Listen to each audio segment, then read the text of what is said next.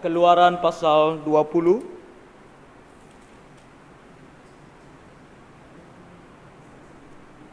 Keluaran pasal 20 kita baca ayat 1 sampai 17. Mari kita baca secara silih berganti. Keluaran 20 ayat 1 sampai 17. Saya mulai dengan ayat yang pertama. Lalu Allah mengucapkan segala firman ini.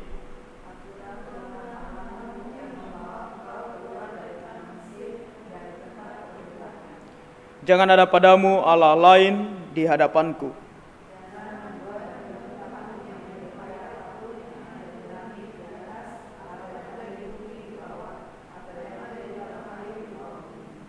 Jangan sujud menyembah kepadanya atau beribadah kepadanya, sebab aku, Tuhan Allahmu, adalah Allah yang cemburu, yang membalaskan kesalahan bapa kepada anak-anaknya, kepada keturunan yang ketiga dan keempat dari orang-orang yang membenci aku.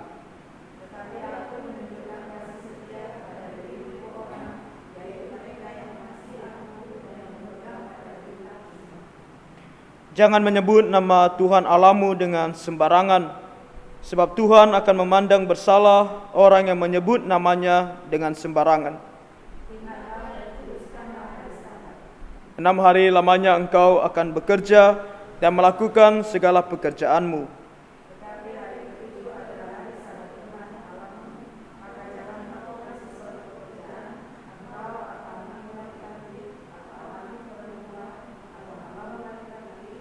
Perempuan atau hewanmu atau orang asing yang di tempat kediaman. Sebab 6 hari lamanya Tuhan menjadikan langit dan bumi, laut dan segala isinya, dan ia berhenti pada hari ke-7. Itulah sebabnya Tuhan memberkati hari Sabat dan menguduskannya. Hormatilah ayahmu dan ibumu, supaya lanjut umurmu di tanah yang diberikan Tuhan Allahmu kepadamu. Jangan membunuh, jangan mencuri, yang mengucapkan saksi dusta tentang sesama.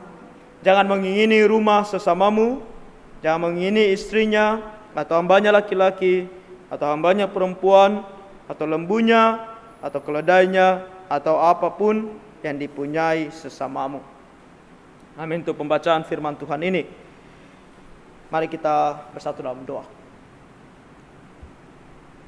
Tuhan Bapa kami bertata di dalam kerajaan sorga, Allah yang maha pengasih dan penyayang, Tuhan yang telah memberikan kami keselamatan dan kehidupan yang kekal. Kami bersyukur Bapa kalau di malam hari ini kembali ada waktu bagi kami untuk kami boleh bersama-sama mempelajari kebenaran firman, mempelajari doktrin dan ajaran yang sesuai dengan kebenaran firman, untuk kami boleh semakin mengerti dan mengenal Engkau, dan semakin tahu apa yang harus kami lakukan dalam kehidupan kami sebagai orang Kristen. Tuhan, saat ini kami memohon agar kiranya Roh Kudus-Mu bekerja dalam hati pikiran kami, bahkan memampukan kami untuk mengerti dan memahami firman-Mu, dan terlebih lagi menaatinya. Kasihan dan tolong kami Tuhan, ampuni kami dari segala dosa dan pelanggaran kami. Dalam nama Tuhan Yesus kami berdoa dan mengucap syukur. Nah, kita lanjutkan studi kita. Dan di minggu yang lalu kita sudah masuk ke 2 poin dari ke-7 kehendak Allah. Yang pertama adalah ketetapan, dan yang kedua adalah perintah. Ada ketetapan Tuhan, sesuatu yang Dia sudah tetapkan dari kekekalan sampai kekekalan. Dari sebelum dunia ini dijadikan sampai nanti dunia ini berakhir, dan sampai kekekalan di masa yang akan datang. Kita sudah melihat bagaimana ketetapan Tuhan ini adalah ketetapan yang tidak bisa diganggu gugat, karena Dia adalah Allah yang tidak berubah. Segala sesuatu Dia tetapkan kecuali satu hal, yaitu dosa. Segala akibat daripada dosa termasuk daripada apa yang Tuhan tetapkan. Tapi dosa itu sendiri adalah bagian dari apa yang Tuhan tidak tetapkan, melainkan yang Tuhan izinkan, karena Tuhan memberikan manusia yang kita sebut sebagai kehendak bebas. Dan kita juga belajar bagaimana Tuhan dalam kehendaknya menunjukkan kepada kita melalui perintahnya. Di masa Adam dan Hawa, kita masih ingat bagaimana Tuhan memberikan mereka perintah. Perintah yang Tuhan berikan adalah bagi mereka untuk tidak memakan buah pengetahuan yang baik dan yang jahat. Tapi kita tahu hasilnya. Kejadian pasal 3 menunjukkan kepada kita bahwa Adam dan Hawa memakan buah pohon tersebut, sehingga mereka jatuh ke dalam dosa. Lalu setelah itu Tuhan mulai dengan memberikan seluruh keturunan Adam, dan lebih-lebih dituliskan secara jelas oleh Musa 3 hukum. Ada yang masih ingat hukumnya? Hukum moral, yaitu ke-10 hukum Taurat. Lalu hukum apa yang kedua? Hukum peribadahan, hukum keagamaan. Lalu yang ketiga adalah hukum negara. Hukum negara. Tuhan memberikan mereka hukum negara karena mereka adalah sebuah bangsa. Mereka adalah sebuah negara. Dan di antara ketiga hukum ini, tinggal satu hukum yang berlaku di zaman Perjanjian Baru, yaitu hukum moral. Karena standar moral Tuhan tidak pernah berubah. Dari awal dunia ini diciptakan sampai pada akhirnya, standar moral Tuhan itu tidak pernah berubah dan terus berlaku untuk setiap manusia bisa mempelajarinya. Dan kita tahu hukum moral ini bermanfaat bagi kita orang yang sudah percaya kepada Tuhan. Hukum moral bukanlah sesuatu hal yang menekan. Hukum moral bukanlah sebuah beban, melainkan ada manfaatnya. Nah, beberapa manfaat yang kita pelajari minggu lalu mengenai hukum Taurat adalah, pertama, hukum Taurat seperti cermin. Saya ingatkan, seperti cermin untuk kita berkaca siapa kita sebenarnya. Adakah kita sudah melakukan dosa, atau kita sudah melakukan apa yang benar dan baik di mata Tuhan. Lalu hukum Taurat juga berfungsi sebagai lampu yang menerangi jalan, sehingga kita tahu mana yang benar, mana yang salah. Lalu hukum Taurat juga berfungsi sebagai pedang. 10 hukum Taurat berfungsi sebagai, pertama, sebagai cermin.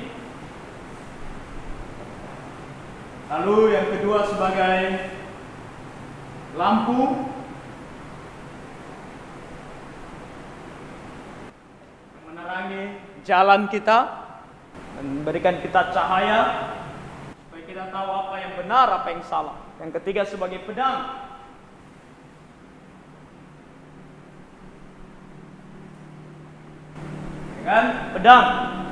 Pedang yang memberikan penghargaan, dan pedang juga yang memberikan penghukuman atau penghakiman.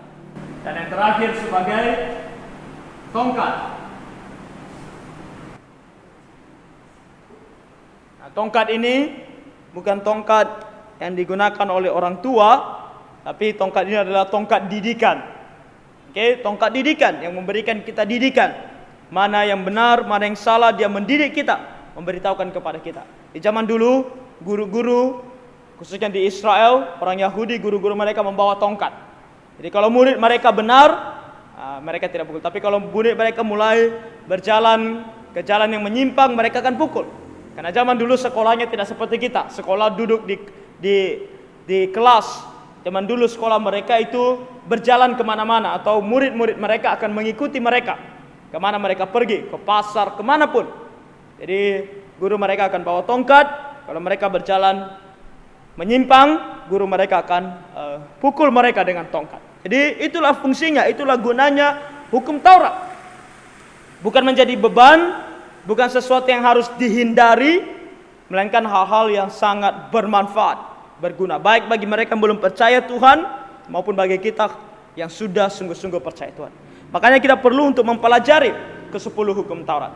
Kalau kita berkata ini sangat bermanfaat bagi kita, kita harus mengerti apa sebenarnya yang diajarkan kepada kita dalam ke-10 hukum Taurat. Jadi malam ini kalau Tuhan tolong, kita akan melihat ke-10 hukum Taurat beserta segala penjelasan yang terdapat di dalamnya. Kita lihat notes kita. Notes kita di sini dalam Katekismus Besar Westminster, pertanyaan 91 sampai pertanyaan 148.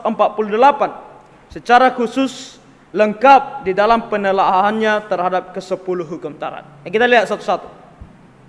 Pertanyaan 91. Apa kewajiban yang dituntut Allah dari manusia?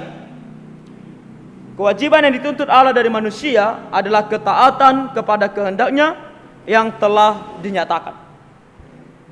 Hal yang dituntut Allah dari manusia bukanlah kekayaan, bukanlah hartanya, tapi yang dituntut Allah yang terutama dan pertama adalah ketaatannya.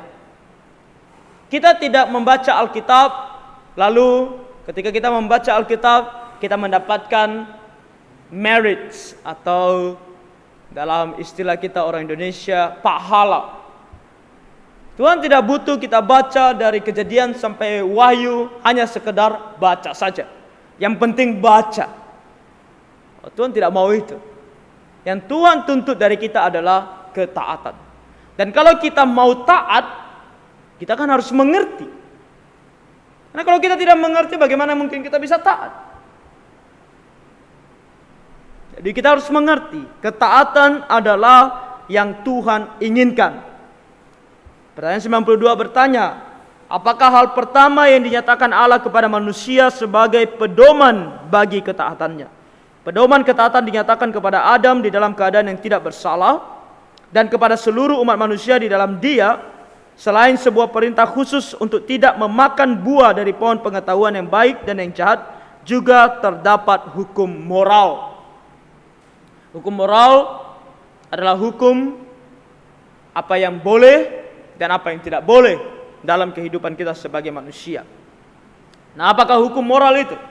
Hukum moral adalah pernyataan kehendak Allah kepada umat manusia, memandu dan mengikat tiap orang untuk ketundukan dan ketaatan yang bersifat pribadi, sempurna, terus-menerus di dalam bingkai dan pembagian manusia seutuhnya, jiwa dan tubuh, dan di dalam pemenuhan seluruh kewajiban dari kekudusan dan kebenaran yang menjadi hutangnya kepada Allah dan manusia, menjanjikan hidup atas pemenuhannya dan mengancamkan kematian atas pelanggarannya. Nah, hukum Taurat bukan hanya sekedar hukum mana yang boleh dan mana yang tidak boleh. Tapi sebenarnya kalau kita mengikuti, menaati hukum Taurat dengan sempurna, firman Tuhan mengajarkan kepada kita bahwa hukum Taurat ini menjanjikan keselamatan. Sering sekali kita mendengar bahwa hukum Taurat tidak menyelamatkan, ya kan? Kalau kita melakukan hukum Taurat pun kita belum tentu selamat. Dan itu karena faktanya kita tidak pernah melakukan hukum Taurat secara sempurna. Seandainya saja ada manusia yang bisa melakukan hukum Taurat sempurna tanpa pernah melakukan satu kesalahan pun, itu akan menyelamatkan dia. Tapi kenapa kita katakan bahwa hukum Taurat tidak bisa menyelamatkan kita? Karena memang kita tidak pernah bisa melakukan hukum Taurat secara sempurna.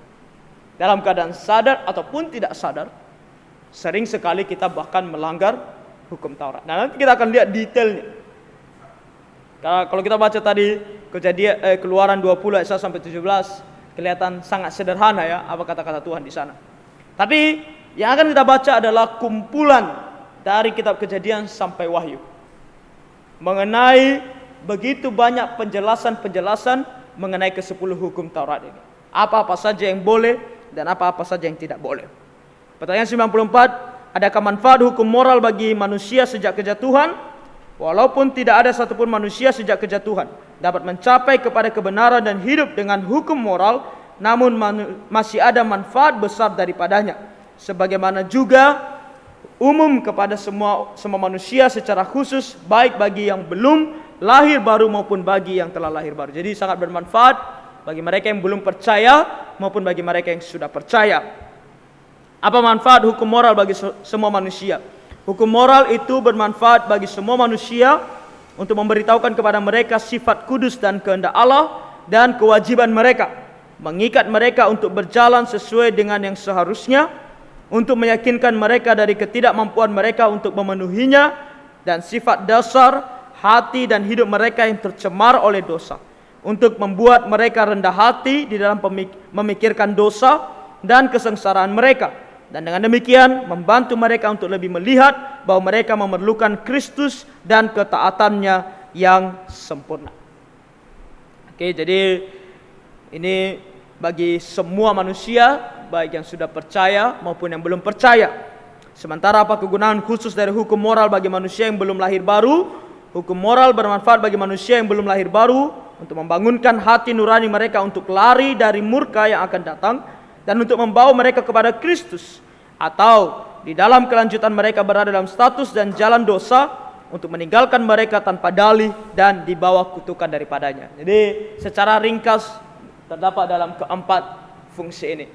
Untuk sebagai cermin, sebagai lampu cahaya yang menyinari, lalu sebagai pedang, dan juga sebagai tongkat didikan. Oke, sangat bermanfaat. Nah, kita lihat langsung ke dalam ke-10 hukum Tauratnya. Oke, dari pertanyaan 101. Pertanyaan 101. Apa kata pengantar kepada ke-10 hukum Taurat? Kalau tadi kita membaca di Keluaran pasal 20 ayat 1 berkata, lalu Allah mengucapkan segala firman ini. Ayat 2, akulah Tuhan Allahmu yang membawa engkau keluar dari tanah Mesir, dari tempat perbudakan. Nah, ini disebut sebagai kata pengantar dalam ke-10 hukum Taurat. Nah, kata pengantar ke-10 hukum Taurat tercantum di dalam kata-kata ini. Akulah Tuhan Allahmu yang membawa engkau keluar dari tanah Mesir, dari tempat perbudakan.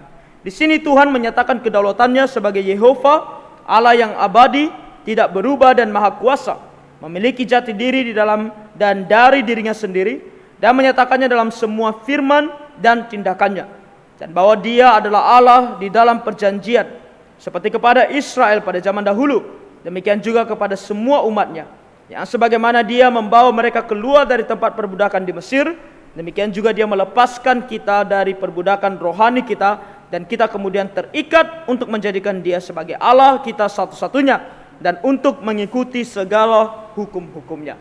Di dalam kata pengantar, kalau Tuhan katakan ini adalah perintahku, nah kenapa kita harus mau dengar perintahnya, ya kan? Kalau ada orang berkata sama kita, oh ini adalah aturan-aturan yang aku mau kamu lakukan, pertanyaan yang timbul dalam pikiran kita adalah kenapa kita harus mau dengar, dan kenapa kita harus mau ikuti? Nah, Tuhan sebelum Dia memberitahukan kepada kita ke-10 hukum Tauratnya, Dia memastikan dulu kepada kita, kita mengerti siapa yang memberikan firman ini, siapa yang memberikan aturan ini. Dan Dia menyebut dirinya sebagai akulah Tuhan Allahmu. Sangat penting kedua kata ini ketika kita mempelajari nama-nama Tuhan. Kedua kata ini mengandung makna. Ketika Dia katakan bahwa Dia adalah Tuhan,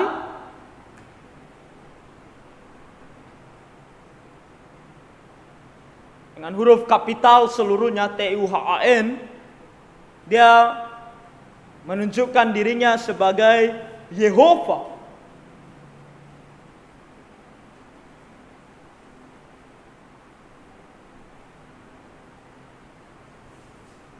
Yehova dalam bahasa Ibrani, Yehova, kadang-kadang orang sebut sebagai Yahweh, yang bahasa Inggris disebut sebagai Jehovah, kadang juga sebagai YHWH.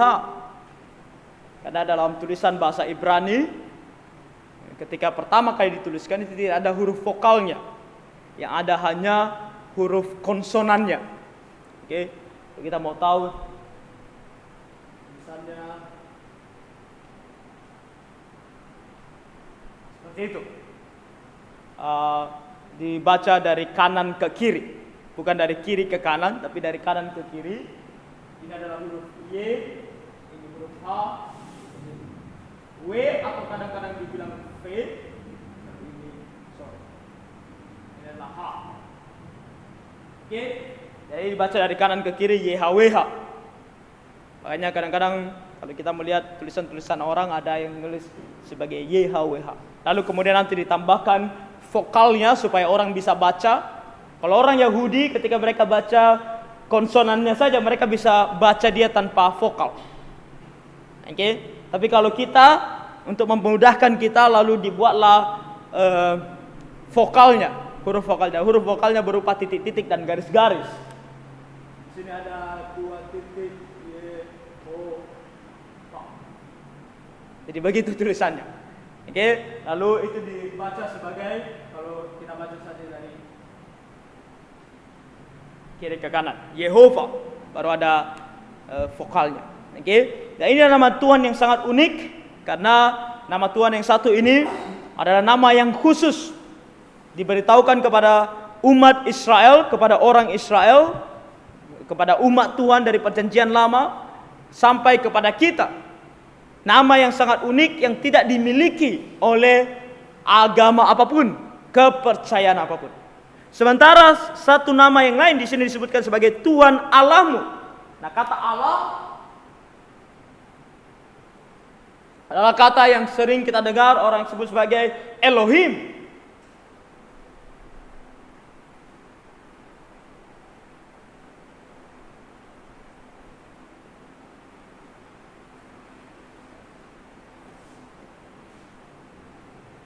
Kita mau tahu tulisan Ibrani seperti itu, Elohim dibaca dari kanan ke kiri. Dan ini kata yang umum digunakan. Kalau misalnya orang bukan Israel pun, orang Yahudi, bukan Yahudi pun, ketika mereka menyebut Allah atau dewa mereka juga sebut sebagai Elohim. Kata yang umum digunakan untuk seorang pribadi yang dianggap sebagai Allah. Jadi ketika Tuhan katakan di sini, aku adalah Tuhan Allahmu, artinya bahwa aku ini adalah Allah, ya, Allah. Tapi aku adalah bukan Allah yang lain. Aku adalah Yehova. Tuhan di sini mengatakan bahwa akulah Yehova Allahmu. Dan ini menyangkut tentang hubungan, sebuah hubungan antara seorang pencipta dengan ciptaannya, dan sebuah hubungan antara juru selamat dengan umat yang dia selamatkan. Makanya dijelaskan di sini hubungan ini adalah hubungan antara seorang yang telah membawa engkau keluar dari tanah Mesir, dari tempat perbudakan. Artinya apa? Ketika dibilang tempat perbudakan, yang masuk di kepala orang Yahudi secara khusus adalah mereka sudah lunas dibeli. Harganya sudah lunas dibayar. Mereka adalah milik Yehova. Jadi Tuhan katakan, aku bilang samamu ini karena bukan aku adalah orang yang otoriter. Bukan aku orang yang atau pribadi yang suka melakukan apa saja yang aku mau tanpa peduli apa yang kamu pikirkan. Tidak. Tuhan katakan, aku lakukan ini karena kamu adalah milikku. Supaya kamu tahu, ketika engkau menjadi milikku, apa yang harus kamu lakukan. Sebagai aturan-aturan yang harus kamu taati. Dan ingat, aku ini bukan adalah Allah yang kejam, yang hanya memikirkan tentang apa yang aku mau dan tidak peduli tentang kamu. Tidak. Ingat, aku sudah selamatkan kamu. Dan kepada kita orang Kristen juga sama. Istilah yang digunakan sama, bahwa kita juga dibawa keluar. Ingat, gereja artinya eklesia, kan? Kata eklesia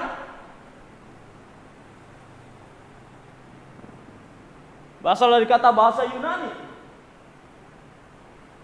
Eklesia artinya dipanggil keluar. Sebuah tindakan Allah memanggil kita keluar. Keluar dari kegelapan menuju terangnya Allah.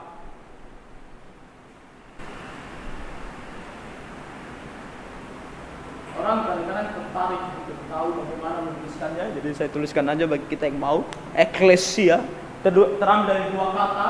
Ek artinya keluar. Eklesia dari kata kaleo yang artinya dipanggil. Kita dipanggil keluar. Jadi sama, Tuhan katakan kepada orang Israel, engkau adalah umatku yang kupanggil keluar dari tanah perbudakan. Kita juga. Dan dalam istilah perjanjian baru, kita bukan perbudakan di Mesir, tapi perbudakan akan dosa. Sama. Makanya hukum moral ini bukan hanya untuk orang Israel, tapi untuk kita juga. Karena di sini bukan Tuhan memberikan mereka hukum moral supaya mereka selamat, bukan. tapi karena mereka sudah selamat. Kalau ada orang salah memahami atau salah mengerti, hukum Taurat bukan lagi kepada kita karena kita ini sudah diselamatkan. Karena kita sudah menerima Tuhan Yesus sebagai Tuhan dan Juru Selamat pribadi kita, ini pengertian yang salah. Karena pada awalnya pun Tuhan memberikan hukum Taurat bukan kepada mereka yang belum selamat, tapi kepada mereka yang sudah selamat. Akulah Tuhan Allahmu yang telah yang membawa engkau keluar dari tanah Mesir, dari tanah perbudakan. Oke, jadi fungsi hukum Taurat ini adalah perkataan Tuhan, Sang Juru Selamat kita, untuk kita umatnya. Oke, pertanyaan 102 ditanyakan, apakah ringkasan dari keempat hukum yang berisi tentang kewajiban kita kepada Tuhan. Jadi, hukum Taurat ini dibagi dua. 4 kewajiban kepada Tuhan, 6 kewajiban kepada manusia. Nah, ini ada perdebatan mengenai hal ini. Ada yang percaya pembagiannya adalah 5-5. 5 untuk Tuhan, 5 untuk manusia. Nah, hukum kelima, apa hukum kelima? Hormatilah ayahmu dan ibumu. Nah, hukum kelima ini ada yang berpendapat, kalau kita baca Westminster, mereka berkata bahwa ini termasuk kepada manusia. Tapi ada yang berpendapat bahwa ini juga termasuk kepada Allah. Karena orang tua adalah perwakilannya Allah dalam dunia. Apa yang kita lakukan terhadap orang tua kita adalah satu bentuk, bisa dikatakan cara kita juga untuk melakukan sesuatu kepada Tuhan. Oke. Saya sampai hari ini agak cenderung untuk membagi ini dalam 5-5. Hukum kelima saya anggap sebagai hukum yang dilakukan juga kepada Allah. Karena hukum menghormati orang tua adalah sangat-sangat penting dalam Alkitab. Allah selalu memberikan kesan bahwa ini adalah satu perintah yang begitu-begitu krusial. Oke, sampai jangankan dibilang dulu melakukan sesuatu yang terlalu buruk, memandang rendah saja kepada orang tua, Alkitab berbicara tentang kamu tidak layak hidup. Kamu layaknya mendapat hukuman mati. Segitu pentingnya hukum yang satu ini. Oke. Tapi kalaupun ada orang yang berpandangan seperti Westminster ini, berpandangan bahwa dibagi dalam 4 dan 6 juga tidak salah, karena Tuhan sendiri tidak memberitahukan kepada kita pembagiannya yang tepat, itu 4-6 atau 5-5. Tapi saya percaya juga tidak bisa kita katakan 6-4, ya, karena jelas sekali Tuhan Yesus berbicara tentang mengasihi Allah dan mengasihi manusia. Nah, tapi Tuhan tidak bilang kan, waktu mengasihi Allah berapa dari hukum Taurat, mengasihi manusia berapa dari hukum Taurat. Tuhan tidak bilang gitu. Kita hanya coba menerka saja. Jadi kalau ada yang berkata 5-5 atau ada yang berkata 4-6, nah, kita jangan terlalu dogmatik dan bilang, oh ini salah, ini tidak benar. Oke? Jadi kita ikuti, karena kita mempelajarinya dari Westminster, coba kita ikuti apa yang dikatakan oleh Westminster ini. Hanya sekedar saya beritahukan ada pandangan yang berbeda, dan saya pun sedikit cenderung untuk berpikir demikian. Oke? Dari sini ringkasannya dari keempat hukum sudah ditunjukkan kepada kita. Ringkasan dari keempat hukum yang berisi tentang kewajiban kita kepada Tuhan adalah mengasihi Tuhan Allah kita dengan segenap hati kita, dengan segenap jiwa kita, dan dengan segenap kekuatan kita, dan dengan segenap akal budi kita. Nah, ini adalah perkataan Tuhan Yesus sendiri. Oke? Lalu pertanyaannya, yang manakah hukum pertama? Hukum pertama adalah jangan ada padamu Allah lain di hadapanku. Apakah kewajiban yang diminta di dalam hukum pertama? Kewajiban yang diminta di dalam hukum pertama adalah pengetahuan dan kesadaran tentang Allah, untuk menjadikannya satu-satunya Allah yang benar dan Allah kita. Nah, pertama, selalu ada dalam hati pikiran kita, hanya ada satu Allah yang benar dan yang hidup, yaitu Allah yang dituliskan di dalam Alkitab. Dan untuk menyembah dan memuliakan Dia dengan seharusnya, dengan cara memikirkan, merenungkan, mengingat, sangat menghargai, menghormati, memuja, memilih, mencintai, menginginkan, takut akan Dia. Segala bentuk perasaan yang bisa kita tujukan kepada seseorang yang begitu besar, yang kita sebut sebagai Allah, hanya boleh ditujukan kepada Dia. Jadi di sini katakan segala perasaan kita yang bisa kita tujukan kepada seseorang yang tinggi, yang merupakan Allah, kita berikan kepadanya. Lalu bersemangat bagi Dia, memanggil Dia, memberikan segala syukur dan pujian, dan menyerahkan semua ketaatan dan kepatuhan kepadanya dengan sepenuh hati. Berhati-hati dalam segala sesuatu untuk menyenangkannya, dan berduka ketika di dalam suatu hal kita menentang Dia, dan berjalan dengan rendah hati bersama dengan Dia. Satu sikap yang begitu mencintai Dia, begitu menghormati dan menghargai Dia, sehingga ketika pun kita menentang firman-Nya, ada rasa sakit, ada rasa duka yang kita miliki. Semua perasaan ini kita berikan kepada Dia. Itulah yang dimaksudkan di sini, atau tuntutan yang dituntut bagi kita dalam hukum yang pertama. Lalu, apakah dosa-dosa yang dilarang di dalam hukum pertama? Ketika Tuhan katakan jangan ada padamu Allah lain di hadapanku, apa maksudnya? Maksudnya adalah, katakan di sini, dosa-dosa yang dilarang di dalam hukum pertama adalah ateisme. Ateisme, tidak percaya bahwa Allah itu ada. Yang menyangkal atau tidak punya Allah. Jadi orang itu punya kebebasan untuk percaya. Mau percaya dia ada Allah atau percaya tidak ada Allah, terserah dia. Lalu penyembahan berhala, membuat bagi kita patung dan menyembahnya, memiliki atau menyembah lebih dari satu Allah, atau apapun yang disamakan atau bukan Allah yang benar, disamakan dengan Allah walaupun dia bukan Allah.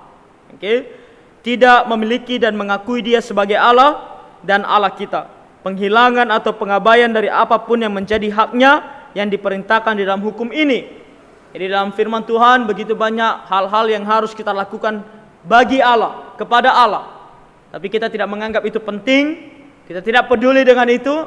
Kita termasuk melanggar hukum yang pertama. Ketidaktahuan. Tidak tahu bukan berarti aman, ya. Banyak orang bermain-main dalam ketidaktahuan karena takut begitu banyak perintah. Jadi mendingan aku tidak tahu daripada aku tahu. Ketidaktahuan adalah sebuah dosa. Kenapa? Karena ketidaktahuan kita bukan karena Allah tidak beritahukan kita, tapi karena kita tidak mau tahu tentang Allah. Makanya itu adalah dosa. Kelalaian, lalai untuk tahu. Kita ada firman Tuhan di tangan kita, kita tidak mau pelajari, itu kelalaian kita. Kesalahpahaman, pendapat-pendapat palsu, ketidaklayakan, dan pikiran jahat tentang Dia. Salah paham mengenai Allah. Allah begitu baik, kita bilang Dia tidak baik. Allah begitu adil, kita bilang Allah tidak adil. Salah paham. Berani dan penasaran mencari ke dalam rahasia-rahasianya. Yang masukkan di sini adalah terlalu berani sehingga kita berpikir bahwa kita tahu tentang Allah walaupun kita tidak tahu. Nah, ini sebaliknya.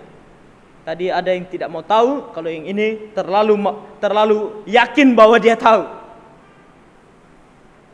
Semua yang cemar, kebencian tentang Allah, cinta diri sendiri, mementingkan diri sendiri, dan semua pengaturan berlebihan dan tidak sopan lainnya dari pikiran kita, keinginan atau cinta atas hal-hal lain, dan mengambil mereka dari Dia, baik keseluruhan atau sebagian.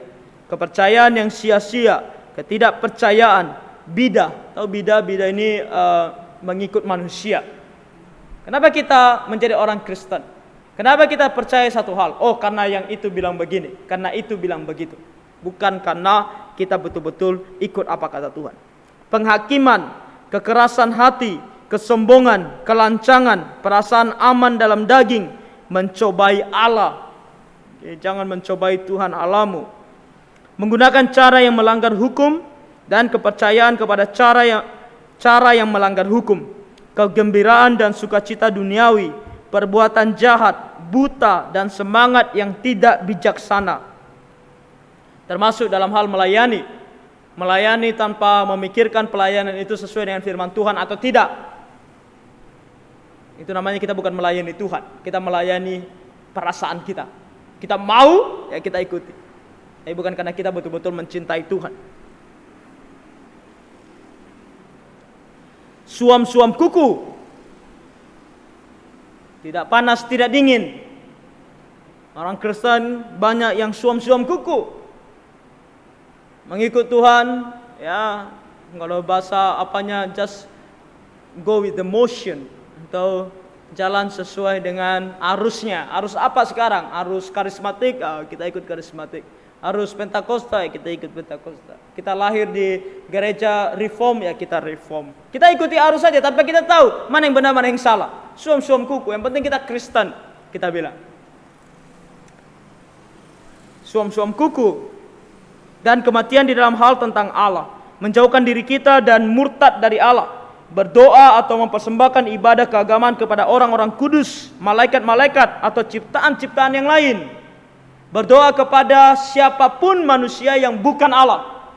Termasuk berdoa kepada Maria. Termasuk berdoa kepada para santo dan para santa. Kepada malaikat-malaikat. Bahkan kepada orang mati. Itu melanggar hukum Tuhan. Oke, lalu apalagi di sini?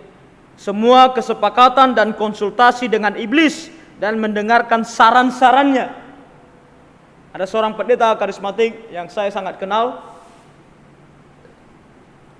Waktu saya masih SMA, dia datang ke sekolah kami karena ada kerasukan massal. Ada seorang dari adik kelas kami yang sampai di rumah masih kerasukan. Jadi dia ajak kami, saya sama teman saya yang merupakan adik kandungnya, untuk pergi, untuk dia bisa mengusir si iblis atau si setan yang ada dalam diri anak perempuan ini. Lalu di saat dia berdoa, tidak keluar-keluar ini si setan. Lalu dia coba berkomunikasi dengan si setan ini. Dia berkomunikasi. Dia komunikasi sama mereka, apa yang mau mereka. Dia tanya, kalian mau apa?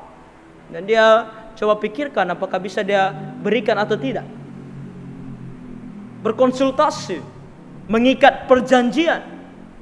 Dari situ saya agak sedikit, walaupun itu waktu SMA saya masih menganggap ini adalah hal-hal yang benar, tapi ada pikiran hati saya, kenapa ini tidak lebih dari sekedar perdukunan. Dukun juga sama, mengikat perjanjian dengan iblis. Jadi tidak benar. Oke. Lalu di sini dikatakan menjadikan manusia sebagai Allah dari iman dan hati nurani kita, menghina dan merendahkan Allah dan perintah-perintahnya, menolak dan mendurhakakan rohnya, tidak puas dan tidak sabar terhadap cara Dia memimpin kehidupan kita. Sikit-sikit komplain kepada Tuhan. Menuduh Dia secara tidak patut, berhubung karena kemalangan-kemalangan yang Dia timpakan kepada kita. Itu tadi, kita bilang Dia tidak adil, kita bilang Dia tidak baik.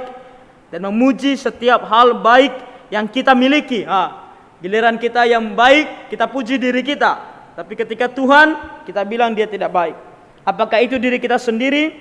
Apa yang kita punya, apa yang bisa kita lakukan bagi nasib berhala-berhala, diri kita atau ciptaan yang lain. Ini segala hal yang bisa kita berikan kepada Allah-Allah lain, termasuk diri kita sendiri. Itu kita utamakan daripada kita berikan kepada Allah. Dari apa yang kita baca, ini hukum yang pertama. Berapa banyak yang sudah kita langgar? Begitu banyak.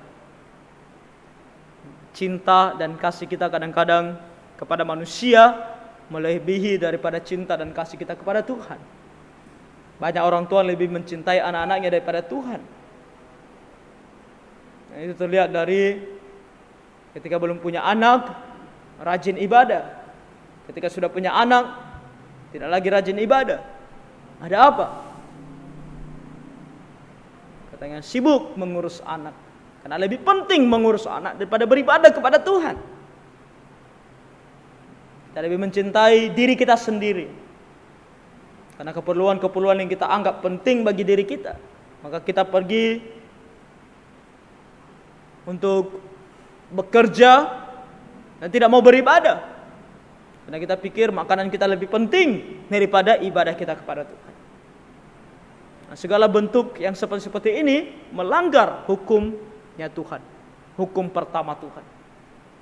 Jangan ada padamu Allah lain di hadapanku. Jangan. Termasuk diri kita sendiri, termasuk keinginan, keperluan, apapun yang ada dalam hidup kita. Lalu apa yang secara khusus diajarkan kepada kita melalui perkataan di hadapanku? Kan Tuhan katakan kan, di hadapanku. Perkataan di hadapanku atau di hadapan mukaku di dalam perintah yang pertama mengajarkan kita bahwa Allah yang melihat segala sesuatu memperhatikan secara khusus dan sangat tidak suka dengan dosa tentang memiliki Allah lain. Maka perkataan itu merupakan sebuah alasan untuk menghalangi kita untuk melakukan dosa dan mempertajamnya sebagai perbuatan yang paling kurang ajar.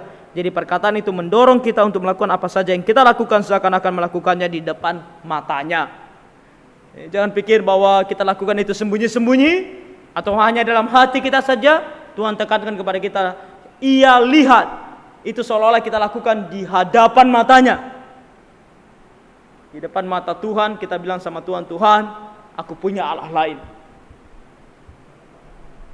Jadi hati-hati. Yang manakah hukum kedua?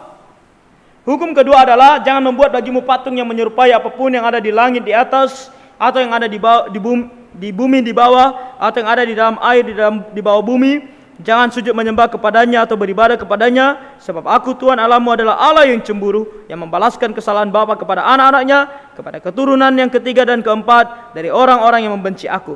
Tetapi aku menunjukkan kasih setia kepada beribu-ribu orang, yaitu mereka yang mengasihi aku dan yang berpegang pada perintah-perintahku.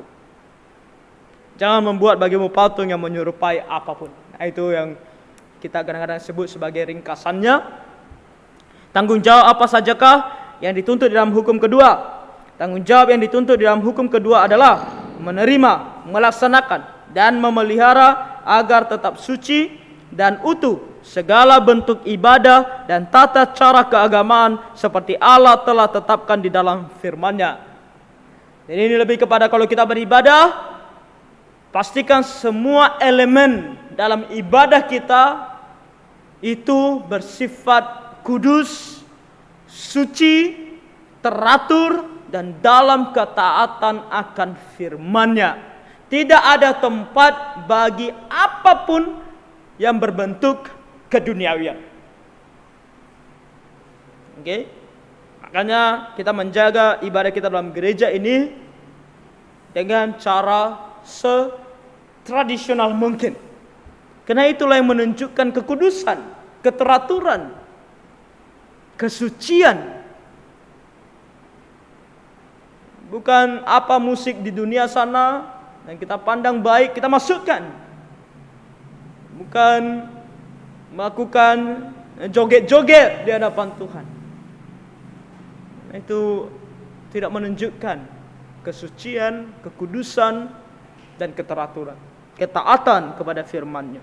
Secara khusus doa dan ucapan syukur dalam nama Kristus, pembacaan, pemberitaan, dan pendengaran akan firman, pelaksanaan dan penerimaan sakramen-sakramen, pemerintahan dan disiplin gereja, pelayanan dan pemeliharaannya, puasa keagamaan, bersumpah dalam nama Allah, dan berikrar kepadanya. Seperti halnya juga tidak menyetujui, membenci, menentang segala ibadah yang sesat, dan sesuai dengan kedudukan dan panggilan setiap orang, menanggalkan hal-hal tersebut bersama dengan segala tugu berhala.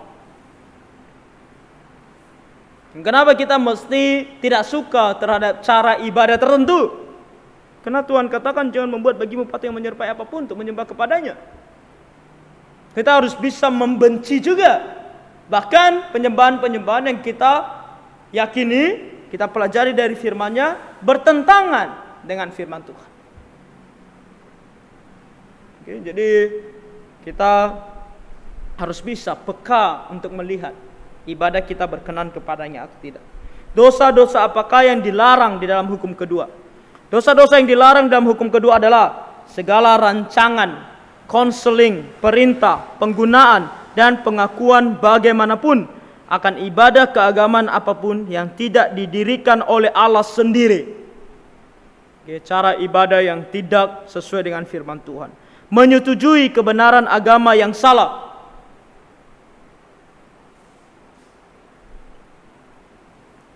Ini tidak boleh. Dalam kita berbangsa dan bernegara, tentu kita ada yang namanya toleransi berbangsa dan bernegara. Nah, toleransi ini tidak boleh masuk ke ranah ekstrim. Karena zaman sekarang orang sudah mulai berbicara tentang toleransi yang ekstrim. Toleransi kita dalam berbangsa dan bernegara adalah kita tidak melarang orang untuk melaksanakan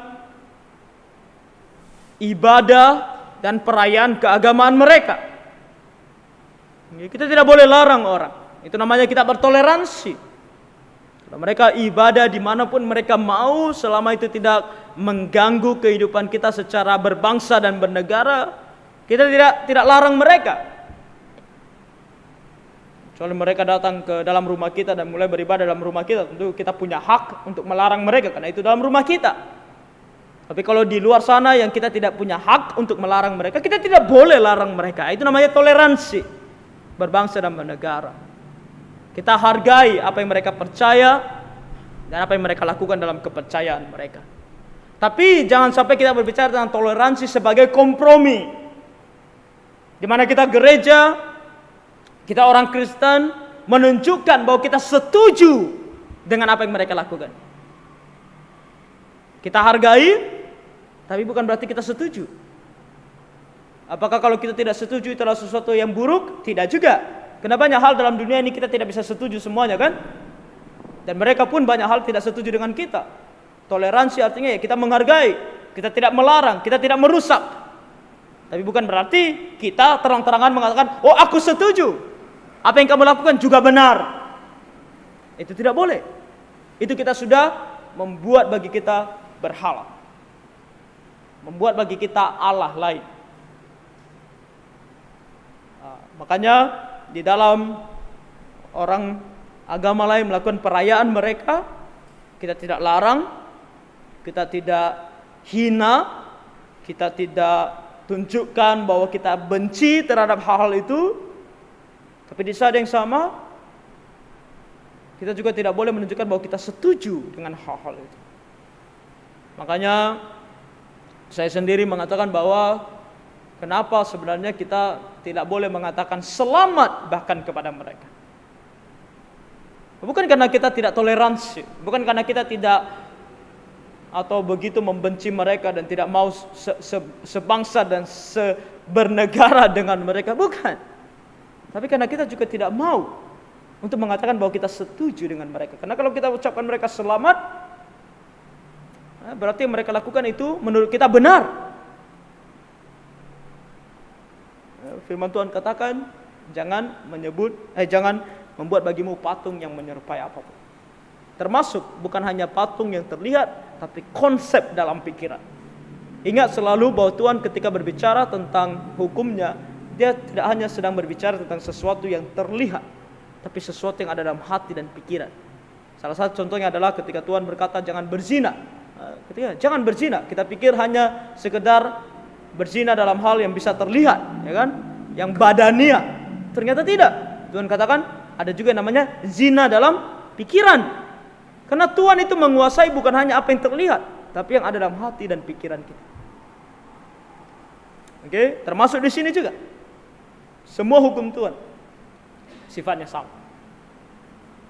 Oke, di sini dikatakan juga mana tadi?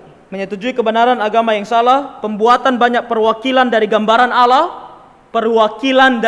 Allah, baik itu patung yang 3D, 3D maupun gambar yang 2D, lukisan. Kenapa patung di sini tidak hanya patung dalam bentuk patung, tapi juga gambar. Membuat perwakilan Allah. Tidak ada yang bisa menjadi perwakilan akan Allah. Makanya kita hanya percaya kalau pun bentuk sesuatu, kita hanya percaya kepada salib. Namun itu pun bukan sebagai perwakilan Allah. Bukan bahkan simbol dari Allah, bukan. Tapi simbol dari kasihnya Allah. Simbol dari pengorbanan Tuhan Yesus di atas kayu salib. Bukan simbol Tuhan Yesus sendiri, bukan. Tapi simbol dari kasihnya atau apa yang sudah dia lakukan. Jadi, saya secara pribadi tidak setuju dengan segala gambar yang bisa kita taruh di gereja ataupun di rumah kita masing-masing. Pendeta Timotius mengatakan, daripada gambar, yang terbaik yang bisa kamu tempelkan adalah ayat firman Tuhan. Karena ketika kamu tempelkan gambar, orang bisa jatuh, tersandung di dalamnya. Tapi kalau kamu kasih ayat firman Tuhan, orang bisa bertobat dari dosa mereka. Hanya di gereja yang dibangun oleh Pendeta Timotius almarhum, ada banyak ayat-ayat firman Tuhan di sana. Di rumahnya dia juga gantung ayat-ayat firman Tuhan. Itu akan jauh lebih baik daripada kita menggantung gambar-gambar yang tidak boleh menjadi perwakilan akan Allah. Dari semua atau salah satu dari ketiga pribadi, baik Bapa, Anak, dan Roh Kudus, baik dari dalam pikiran kita maupun dari luar dalam berbagai macam patung atau yang serupa dengan salah satu makhluk ciptaan apapun itu. Kebanyakan gambar-gambar itu justru adalah artis. Dan dikatakan sini bukan hanya yang terlihat tapi dalam pikiran kita juga. Ini adalah bahaya yang selalu saya katakan. Kalau kamu mempunyai gambar yang kamu katakan itu gambar Yesus di rumahmu, maka hati-hati. Kalau kamu sudah mulai berdoa dan ketika kamu berdoa yang ada dalam pikiran kamu adalah gambar itu sudah termasuk penyembahan berhala. Karena itu bukan Yesus yang sesungguhnya. Dan lebih parah lagi kepada anak-anak kita. Saya sampai pernah melihat ketika saya masih kecil, ada anak-anak yang bahkan ketika melihat gambar Tuhan Yesus di rumah, mereka melewatinya dengan hormat. Sama seperti kalau kita lewat di depan orang, kita agak tunduk sedikit. Kalau ada gambar, mereka pun jalannya agak tunduk sedikit. Ini sudah termasuk penyembahan berhala. Karena kita anggap itu sebagai pribadi yang hidup.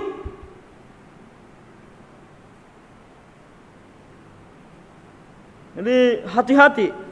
Inilah kenapa kita tidak seharusnya memiliki semuanya. Ini cara iblis untuk membawa kita jauh dari Tuhan. Baca Alkitab dan kita akan temukan pribadinya, bukan dalam gambar-gambar itu. Semua bentuk ibadah terhadapnya atau percaya bahwa Allah ada di dalamnya atau di sisinya, pembuatan banyak perwakilan kealahan yang berpura-pura, dan segala bentuk ibadah terhadap mereka atau pelayanan untuk mereka, apapun bentuknya, mau kita bagaimanapun cara kita membenarkannya, tak bisa. Banyak orang bilang, itu hanya sekedar gambar saja, itu hanya sekedar patung saja, hanya sekedar simbol saja. Jujur dari dalam hati dan pikiran, kalau itu hanya sekedar gambar, kalau itu sekedar patung, kenapa dia harus begitu penting ada di situ? Dari dia ada penting saja ada di situ, itu sudah menunjukkan bahwa ada sesuatu yang lebih dari dia hanya sekedar patung, dari dia hanya sekedar gambar. Satu hal yang terkadang saya mau bilang adalah bagi orang-orang yang bilang bahwa patung itu hanya sekedar hiasan saja. Oke, kalau ada yang saya kenal bilang seperti itu, saya akan bilang saya akan ambil patung itu sekarang dan saya akan hancurkan dia. Lihat bagaimana responnya.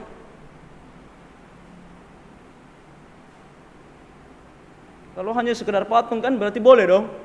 Hanya sekedar patung kan? Hanya sekedar gambar kan? Di rumah kami dulu ada satu gambar. Tahu gambar yang dikatakan gambar Tuhan Yesus yang ada gambar dia, lalu ada gambar hatinya, kayaknya dia pegang kayak gitu, tahu kan? Ada gambar itu. Lalu ketika saya sudah belajar di STT dan saya mendapatkan pembelajaran ini, karena di gereja itu tidak pernah kita diajarkan, kita hanya disuruh hafal, tapi kita tidak pernah diajarkan secara mendetail apa itu hukum Taurat. Lalu ketika saya sudah sekolah di STT, lalu ketika saya pulang, saya ajarilah keluarga saya kan. Lalu mereka percaya, papa saya ikut. Saya bilang, oke, benar. Lalu kan ada gambar itu di rumah. Lalu saya ambil lah. Walaupun dia bilang yang saya bilang itu benar, tapi ketika saya ambil, saya mau bakar. Saya mau bakar. Lalu dia bilang masa, jangan dibakar juga lah. Dia memiliki rasa kalau itu dibakar ya kayak sesuatu yang tidak benar, sesuatu yang tidak enak. Padahal itu hanya sebuah gambar kan? Jadi kenapa tidak boleh dibakar? Karena kita ini tidak bisa membohongi perasaan kita. Mulut kita mungkin bilang hanya sekedar gambar, tapi dalam hati pikiran kita sudah menaruh satu penghargaan, penghormatan terhadap gambar itu. Dan itulah yang menyebabkan kita tidak senang kalau itu dihancurkan, kalau itu dibakar, kalau itu dibuang. Dan itu sudah termasuk penyembahan berhala. Karena kita sudah menaikkan dia ke level bukan lagi hanya sekedar gambar, tapi ada rasa hormat terhadap gambar-gambar itu. Jadi sangat berbahaya. Pembuatan banyak perwakilan kealahan. Lanjut, segala barang-barang tahyul merusak ibadah kepada Allah, menambahkan ke dalamnya atau mengambil daripadanya, baik itu yang kita ciptakan atau yang kita ambil dari diri kita sendiri atau diterima dari tradisi orang lain, walaupun berada di bawah sebutan peninggalan sejarah, adat, bakti, niat baik atau alasan-alasan lainnya. Tidak ada alasan. Simoni menggunakan uang untuk mencoba membeli karunia Allah, penghujatan, segala kelalaian, penghinaan, penghalangan dan pertentangan terhadap ibadah dan tata cara yang Allah telah tetapkan. Juga tadi termasuk itu peninggalan-peninggalan seperti jimat juga termasuk. Kalau kamu mempunyai jimat, kamu menyembah berhala.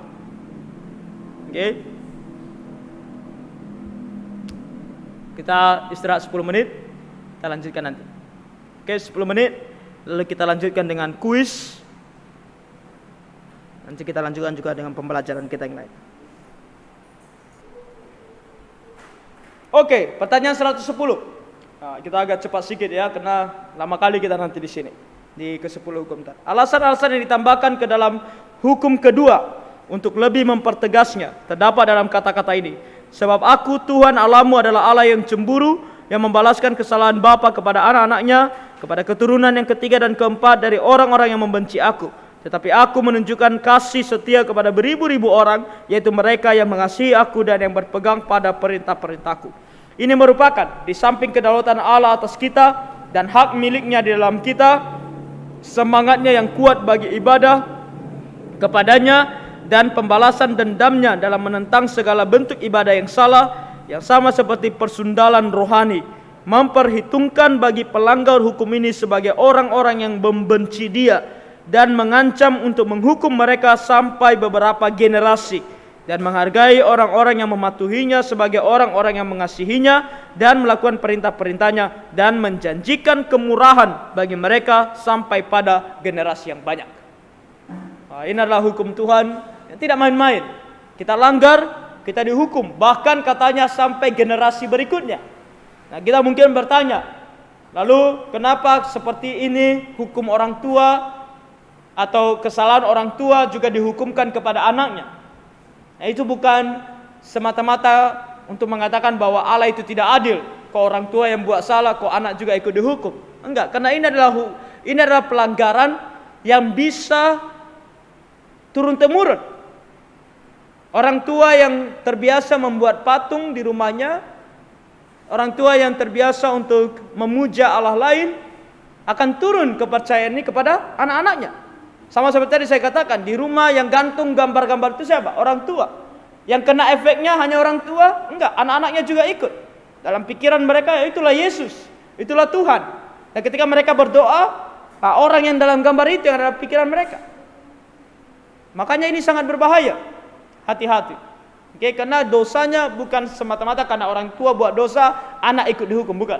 Tapi karena dosa yang satu ini bisa diwariskan dalam bentuknya sebagai dosa. Yang manakah hukum ketiga? Hukum ketiga adalah jangan menyebut nama Tuhan Allahmu dengan sembarangan, sebab Tuhan akan memandang bersalah orang yang menyebut namanya dengan sembarangan. Apa sajakah yang dituntut dalam hukum ketiga? Hukum ketiga menuntut agar nama Allah, panggilannya, atributnya, peraturan-peraturannya, firman-Nya, sakramen-sakramennya, doa-doanya, sumpah-sumpahnya, ikrar-ikrarnya, undi-undinya, pekerjaan-pekerjaannya, dan dengan apapun itu yang mana ia menjadikan namanya diketahui, dengan kudus dan penuh hormat digunakan di dalam pikiran, renungan, perkataan, dan tulisan, dengan sebuah pengakuan yang kudus dan percakapan yang terjawab untuk kemuliaan Allah dan kebaikan bagi diri kita sendiri dan orang lain. Artinya segala hal yang menyangkut tentang identitas Allah, apapun bentuknya, harus dipandang sebagai sesuatu yang dihormati, yang dihargai. Tidak boleh dipandang rendah, apalagi disalahgunakan, dianggap sepele.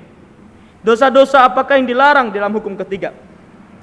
Dosa-dosa yang dilarang dalam hukum ketiga adalah penggunaan nama Allah yang tidak sesuai dengan apa yang dituntut dan menyalahgunakannya dalam keadaan tidak paham, kesia-siaan, tidak hormat, pencemaran, tahyul, atau penyebutan yang keji, atau dalam keadaan lain menggunakan sebutan, atribut, peraturan, atau pekerjaannya dengan penghujatan, sumpah palsu, segala kutuk, sumpah, ikrar, dan undi yang penuh dosa, melanggar sumpah dan ikrar kita meskipun diizinkan, dan memenuhinya meskipun itu adalah hal-hal yang tidak diizinkan, bersungut-sungut dan tidak setuju, penyelidikan yang penuh niat jahat, dan menyalahgunakan titah dan pemeliharaan Allah, penafsiran yang salah, penyalahgunaan, atau dengan cara apapun merusak firman atau bagian apapun daripadanya untuk senda gurau yang mencemari, pertanyaan-pertanyaan yang aneh atau tidak bermanfaat, perkataan yang kosong, atau memelihara doktrin yang salah, menyalahgunakan ciptaan atau apapun yang terdapat di bawah nama Allah untuk mantra atau nafsu dan praktik-praktik berdosa, memfitnah, mencemooh, mencerca, atau dengan cara apapun menentang kebenaran, anugerah, dan jalan Allah. Di dalam kemunafikan membuat pengakuan terhadap sebuah agama atau untuk tujuan yang jahat, menjadi malu oleh karena atau memalukan nama itu, dengan berjalan dengan tidak selaras, tidak berhikmat, tidak berbuah, dan menentang atau murtad daripadanya. Banyak sekali. Intinya adalah jangan gunakan nama Allah dengan sembarangan. Jangan anggap itu sepele. Kalau kamu berjanji, apalagi bersumpah itu tidak salah. Bersumpah dalam nama Tuhan juga tidak salah. Tapi kalau kamu mengingkarinya, kamu menyebut nama Tuhan dengan sembarangan. Karena kamu menyepelekan. Kamu bersumpah dalam nama Tuhan, tapi kamu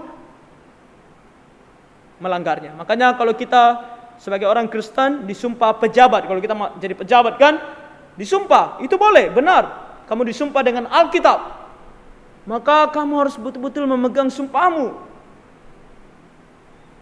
Seandainya orang Kristen jadi pejabat dan dia menjadi orang Kristen yang sungguh-sungguh di hadapan Tuhan, tentu tidak akan ada orang Kristen yang menjadi pejabat lalu korupsi, menjadi pejabat lalu menyalahkan wewenangnya sebagai pejabat, karena dia disumpah dalam nama Tuhan.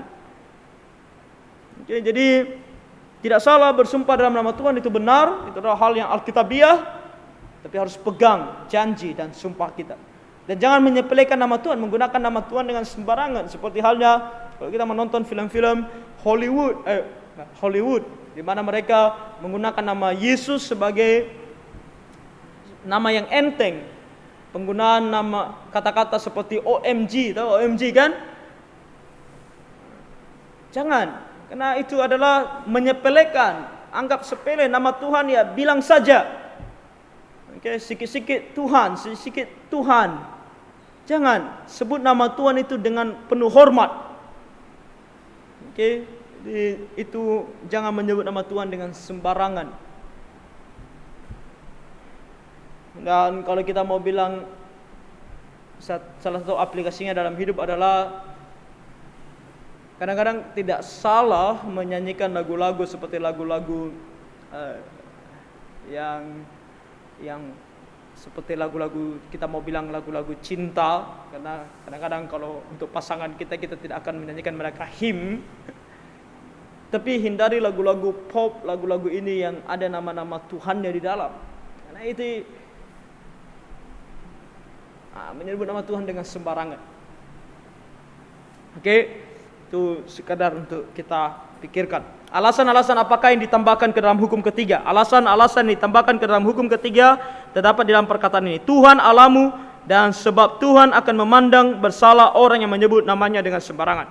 Yaitu karena Dia adalah Tuhan dan Allah kita, oleh karena itu namanya adalah tidak untuk dicemarkan atau dengan cara apapun disalahgunakan oleh kita.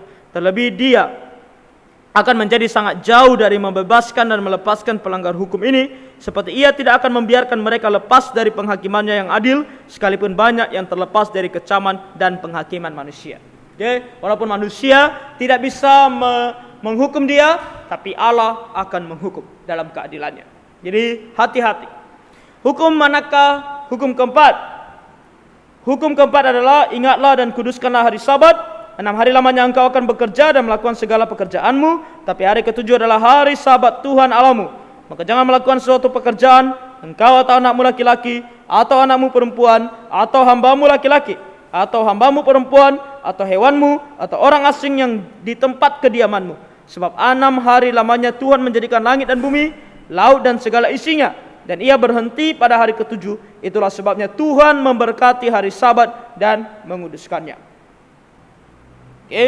Apakah hal-hal yang dituntut di dalam hukum keempat? Hukum keempat menuntut dari semua manusia kesucian atau penjagaan kekudusan kepada Allah pada waktu yang telah Ia tentukan di dalam firman-Nya secara tegas 1 hari penuh dalam 7 hari. Nah, menjaga hari Tuhan kudus bukan harinya yang dijaga kudus ya. Karena bukan bilang hari Minggu berarti hari Minggu itu dijaga dia harinya yang kudus. Bukan. Tapi kita yang menjaga diri kita full kudus hari itu, dengan melakukan aktivitas, kegiatan-kegiatan yang menunjang kekudusan kita. Makanya ibadah adalah satu hal yang paling utama di hari Minggu. Karena di samping ibadah tidak ada hal yang bisa sangat-sangat menunjang kekudusan kita. Makanya ibadah menjadi hal utama dalam hari Minggu. Dan keseluruhan hari itu harus kita jaga hidup kita ini kudus. Dengan cara tetap beribadah kepadanya, berdoa, membaca firman-Nya, merenungkan firman-Nya, beristirahat, dan menggunakan waktu-waktu kita untuk kekudusan, bukan untuk senang-senang. Oke. Kalau di tempat saya kuliah itu sampai kita dilarang di hari Minggu untuk rekreasi. Kita kadang-kadang hari Minggu adalah waktu di mana kita bisa ambil waktu untuk rekreasi kan, berjalan-jalan ke pantai kemana. Di tempat saya kuliah kami dilarang untuk itu. Saya rasa itu adalah hal yang baik, karena hari Minggu bukan fokusnya untuk kesenangan pribadi, tapi menjaga kekudusan. Menjaga hari itu kita betul-betul full punya komunikasi dengan Tuhan. Dan salah satu yang tidak dilarang adalah istirahat, tapi dianjurkan bahkan, yaitu istirahat jasmani. Makanya dibilang hari Sabat itu bukan beban, tapi hari Sabat itu adalah untuk kita. Kita sudah capek bekerja 6 hari lamanya, hari kudus Tuhan berikan untuk kita supaya kita bisa istirahat. Oke? Istirahat dari segala kegiatan kita yang kita lakukan 6 hari. Di sini katakan yang merupakan hari ketujuh sejak permulaan dunia hingga kebangkitan Kristus, dan sejak itu menjadi hari pertama pada setiap minggu, dan untuk berlanjut sampai kepada akhir dunia yang merupakan hari Sabat bagi umat Kristen, dan di dalam perjanjian baru disebut sebagai hari Tuhan. Jadi waktu perjanjian lama dia di hari Sabtu, hari ketujuh, sementara setelah itu hari pertama yaitu hari Minggu, dan dalam perjanjian baru disebut sebagai hari Tuhan. Bagaimanakah menguduskan hari Sabat atau hari Tuhan? Hari Sabat atau hari Tuhan dapat dikuduskan dengan istirahat yang kudus sepanjang hari, bukan hanya dari perbuatan-perbuatan dosa, tetapi bahkan dari pekerjaan-pekerjaan dan hiburan duniawi yang pada hari-hari lain dapat dilakukan.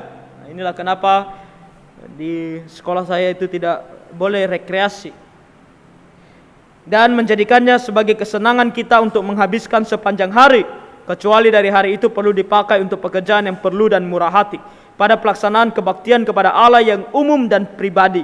Dan pada akhirnya kita perlu mempersiapkan hati kita, dan dengan pandangan ke depan, ketekunan dan kesederhanaan tersebut, untuk melemparkan dan tepat pada waktunya mengirimkan bisnis duniawi kita, sehingga kita dapat menjadi lebih bebas dan layak untuk kewajiban-kewajiban kita pada hari itu. Artinya, kalau ada keperluan kita untuk pekerjaan-pekerjaan kita, selesaikan dia 6 hari itu. Pastikan dia selesai, supaya hari Sabat kita bisa full untuk beribadah kepada Tuhan dan istirahat di dalam kekudusan. Oke? Makanya 6 hari itu jangan malas-malasan. Pakai dia semaksimal mungkin, karena itu adalah waktu yang Tuhan berikan bagi kita untuk bekerja. Setelah itu, pakai untuk Tuhan, hari Sabat. Mengapa perintah untuk menjaga hari Sabat dijadikan lebih terkhusus kepada pemimpin keluarga dan para atasan lainnya? Perintah untuk menjaga hari Sabat dijadikan lebih terkhusus kepada pemimpin keluarga dan para atasan lainnya. Karena tadi bilang kan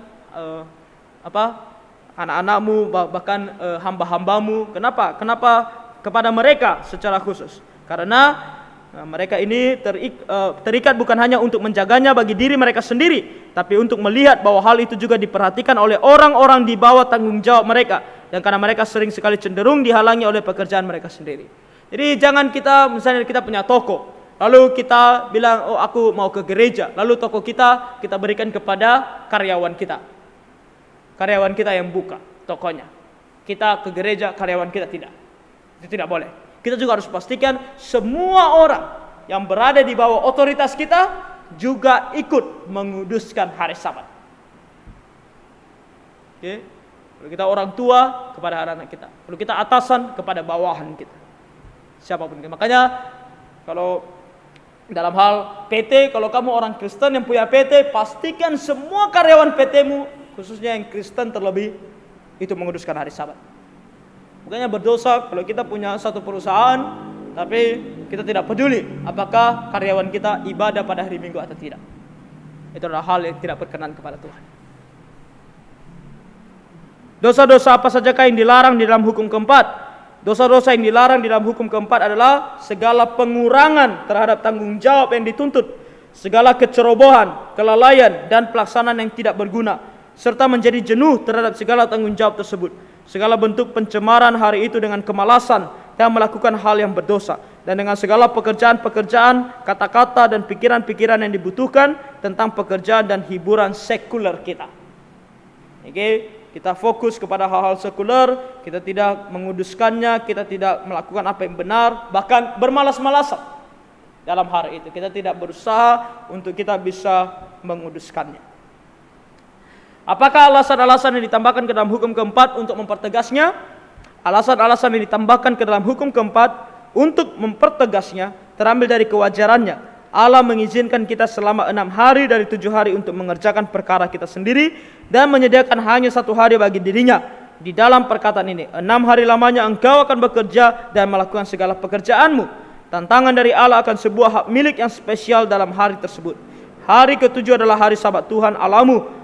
Sebuah contoh yang Allah berikan, yang 6 hari lamanya menjadikan langit dan bumi, laut dan segala isinya, dan ia berhenti pada hari ke-7. Dan dari berkat yang Allah berikan pada hari itu, bukan hanya di dalam menguduskannya sebagai hari kebaktian kepadanya, tetapi juga di dalam menetapkannya sebagai saluran berkat bagi kita di dalam pengudusan kita akan hari itu. Itulah sebabnya Tuhan memberkati hari Sabat dan menguduskannya. Tuhan memerintahkan kita untuk menguduskan hari Sabat bukan sebagai perintah yang tidak masuk akal. Banyak orang pikir, 6 hari bekerja tidak cukup, harus juga bekerja pada hari Minggu. Tuhan bilang itu cukup.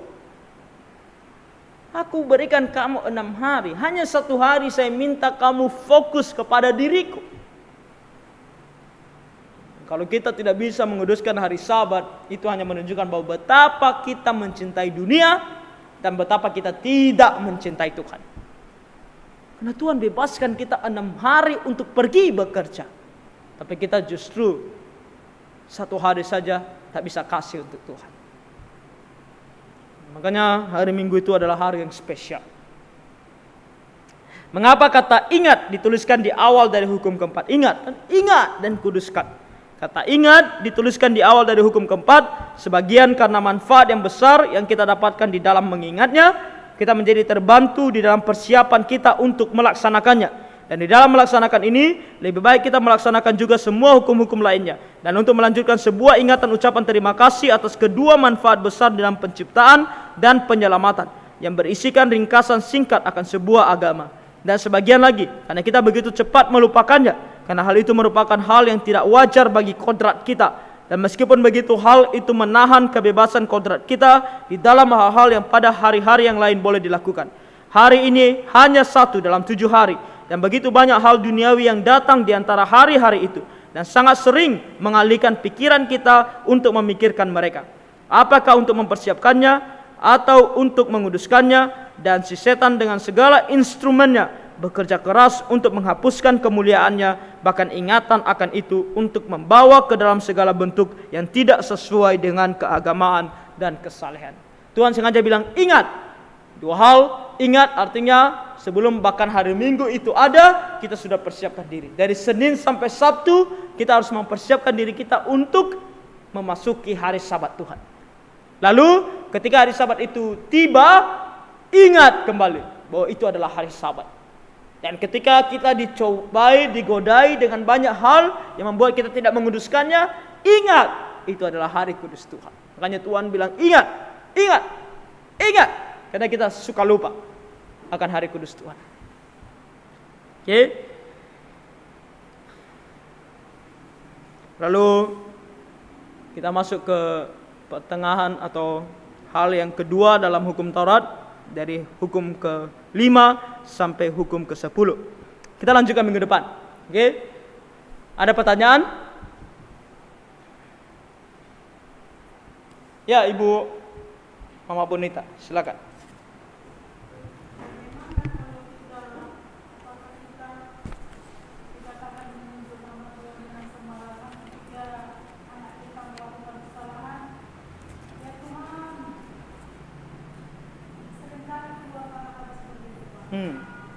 Ketika kita dalam kesedihan, ketika kita dalam kekecewaan, kemarahan, kita bilang ya Tuhan, apakah itu menyebut nama Tuhan Allah dengan sembarangan? Nah kembali tergantung kenapa kita mengatakannya. Kalau kita mengatakannya oleh karena kita sedang memang betul-betul sedang berseru kepada Tuhan, meminta Tuhan untuk tolong kita, maka itu adalah suatu hal yang baik.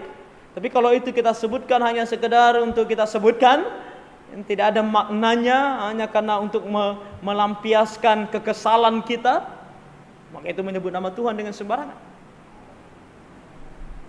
Itu kadang-kadang kan lebih banyaknya kita menyebutkannya karena kesal kan, bukan karena kita betul-betul sedang berdoa kepada Tuhan.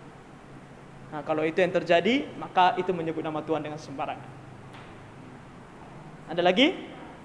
Ya silakan Bu.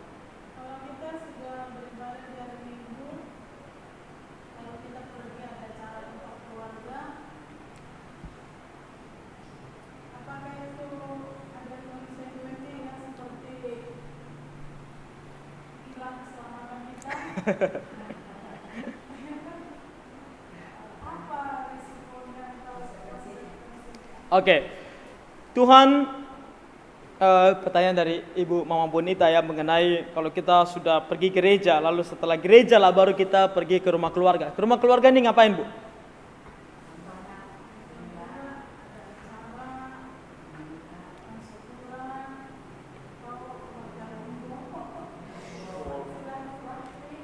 Kadang-kadang, patangyangan. Patangyangan itu apa sih artinya sebenarnya?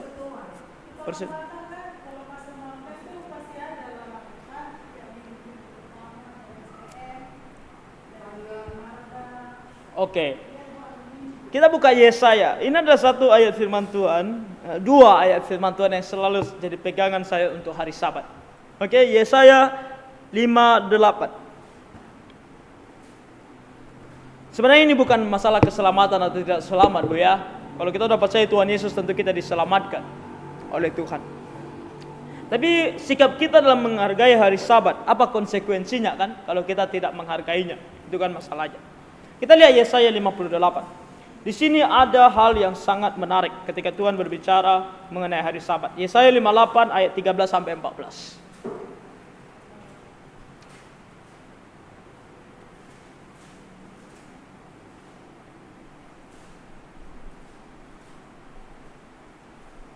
Oke, Yesaya 58 ayat 13 sampai 14. Sini katakan, apabila engkau tidak menginjak-injak hukum Sabat dan tidak melakukan urusanmu pada hari kudusku, apabila engkau menyebutkan hari Sabat hari kenikmatan dan hari kudus Tuhan hari yang mulia, apabila engkau menghormatinya dengan tidak menjalankan segala acaramu dan dengan tidak mengurus urusanmu atau berkata omong kosong, maka engkau akan bersenang-senang karena Tuhan, dan aku akan membuat engkau melintasi puncak bukit-bukit di bumi dengan kendaraan kemenangan.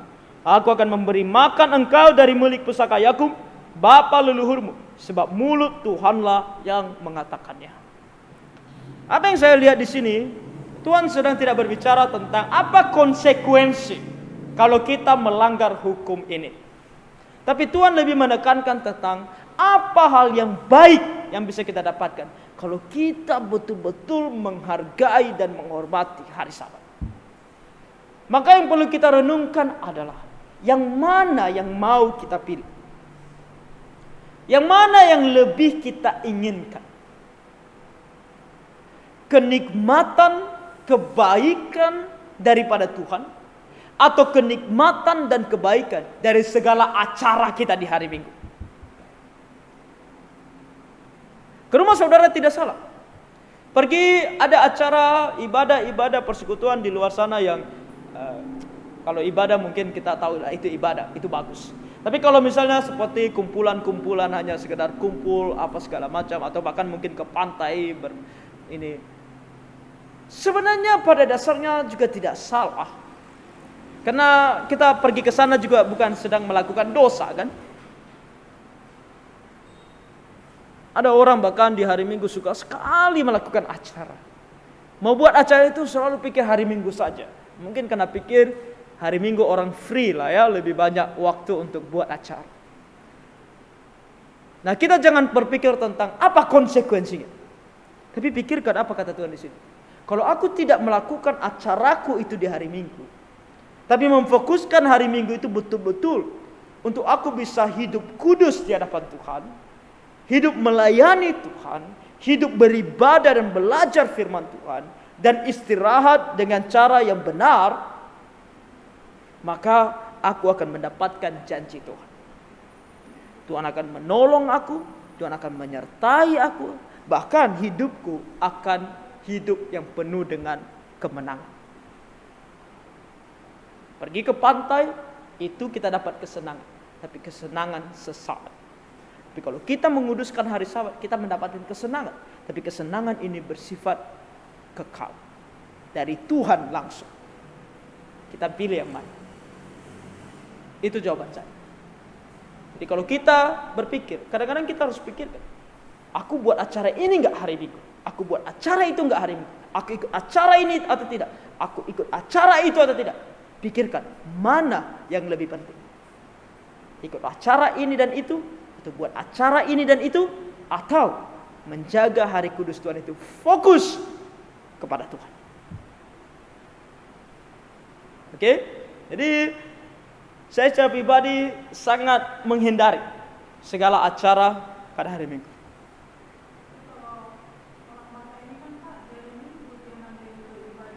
Ya itulah saya tidak tahu kenapa orang Batak suka membuat acara pada hari Minggu.